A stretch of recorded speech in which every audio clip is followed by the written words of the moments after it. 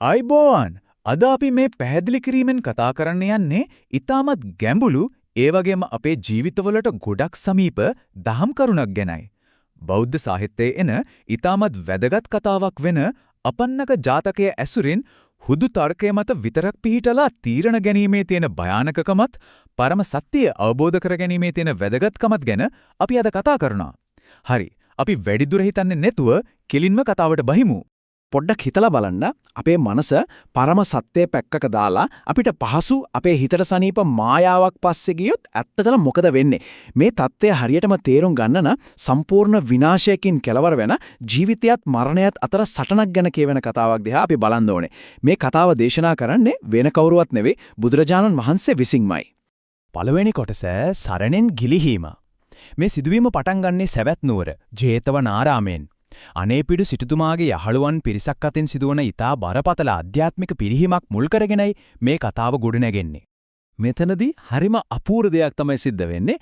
අනේපිඩු සිටුතුමාගේ යහළුවන් 500ක් මුලින් බුදුරජාණන් වහන්සේගෙන් බණ අහලා තිරුවන් සරණ ගියා. හැබැයි බුදුරජාණන් වහන්සේ ටික කාලයකට රජගහනුවරට වැඩම කරපු ගමන් මේ අය මොකද කරන්නේ? Tamanට තිබුණේ ආරක්ෂිත සරණ අතහැරලා කිසිම පදනමක් නැති අන්‍ය තීර්ථකයන්ගේ බොරු මාර්ග පස්සේ ආයමත් යනවා.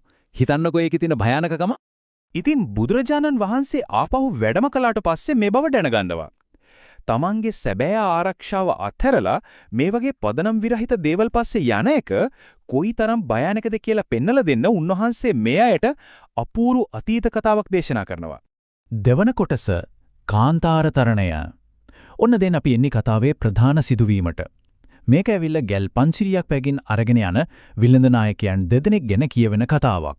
මේ දෙන්නටම යොදුන් 60ක් දිග හරිම කටුක කාන්තාරයක් පහු කරන්න තියෙනවා.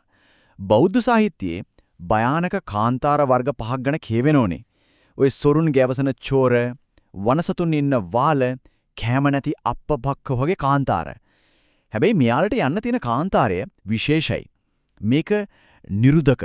ඒ කියන්නේ වතුර බින්දක්වත් නැති. ඒ වගේම අමනුෂ්‍ය. ඒ කියන්නේ යක්ෂය අරක්ගත්තු අතිශය භයානක කාන්තාරයක්. මේ ගමන යන්න කලින් මේ නායකයෝ දෙන්න තීරණ ගන්න විදිහ අහසටයි පොළොවටයි වගේ.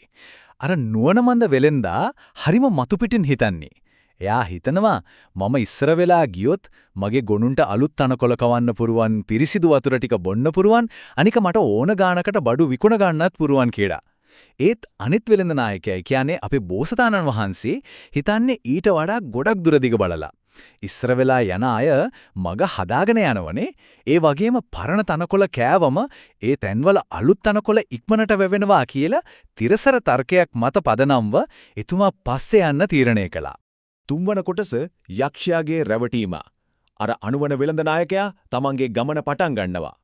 ඉතින් මේ වෙලෙන්දා ලොකු මැටි කලවල වතුර පුරවගෙන කාන්තාරයට ඇතුළු වුණා.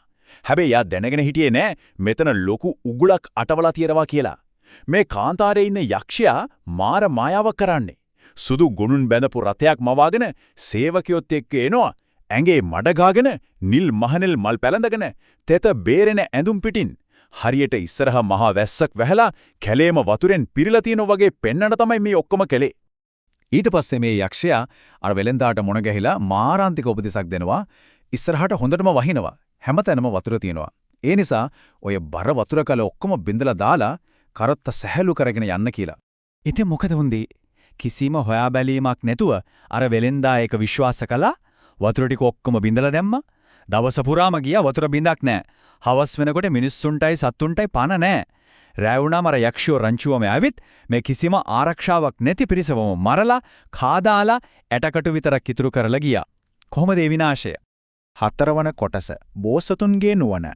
ඔන්න මාස එකහමාරකට පස්සේ බෝසතාණන් වහන්සේ තමන්ගේ ගැල් 500ක් අරගෙන මේ කියන කාන්තාරයේ මායිමටම එනවා. එතුමා අර කලින් වෙලෙන්දා වගේ නෙවෙයි. ගමන පටන් ගන්න කලින්ම පිරිසට දැඩි නීතියක් දානවා. මගෙන් අහන්නේ නැතුව වතුර බින්දක්වත් බොන්න එපා, නොදන්න කොලයක් ගෙඩියක්වත් කන්න එපා කියන. තමන්ගේ සම්පත් ආරක්ෂා කරගන්න එතුමා දුන්නේ නායකත්වය හරිම විශිෂ්ටයි නේද?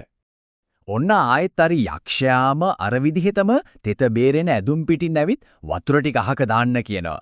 හැබැයි බෝසතාණන් වහන්සේව රවටන්න ලේසි නෑ. එතුමා එකවරම දැක්කා මේ එන කෙනාගේ ඇස් රතු පාටයි. අනික සෙවණෙල්ලක් වෙටෙන්නෙත් නෑ. එතුමාට තේරුණා මේ ඉන්නේ මිනිස්සෙක් නෙවෙයි යක්ෂයෙක් කියලා. ඊට පස්සේ බෝසතාණන් වහන්සේ තමන්ගේ පිරිසගේ හිතේ ඇතිවුණු සැකේ නැතිකරන්න හරිම තර්කානුකූලව ප්‍රශ්න ටිකක් අහනවා. අර පේන කෙලේ වහිනව නම් අපිට වැසි සුළඟක් දැනෙන්න එපයි. වලාකුළු පේන්න ඕලෙනි. විදුලි කොටනවා අකුණු ගහනවා ඇහෙන්න ඕනේ නේද? මේ කිසිම දෙයක් නැති නිසා එතුමා පැහැදිලිවම ඔප්පු කරලා පෙන්නුවා මේ කියන්නේ සම්පූර්ණ බොරුවක් කියලා. ඉතින් මේ යථාර්ථය තේරුම් ගත්ත නිසා එයාලා වතුර ටික පරිස්සම් කරගෙන ඉස්සරහට ගියා. අර කලින් ගිය පිරිසගේ ඇටකටු දැකලා ඒ ගැල් වලින්ම තමන්ගේ කඳවුර වටේට ආරක්ෂිත පවුරක් හදාගත්තා. මුළු රෑම කඩු අත ඇතිව නිදි මරාගෙන ආරක්ෂාව සපයලා පහුදා කිසිම කරදරයක් නැතුව කාන්තාරෙන් එතර වෙලා විශාල ලාභයක්ත් ලබා ගත්තා. පස්වන සහ අවසාන කොටස අපන්නක ප්‍රතිපදාව. මේක තමයි කතාවේ හරය.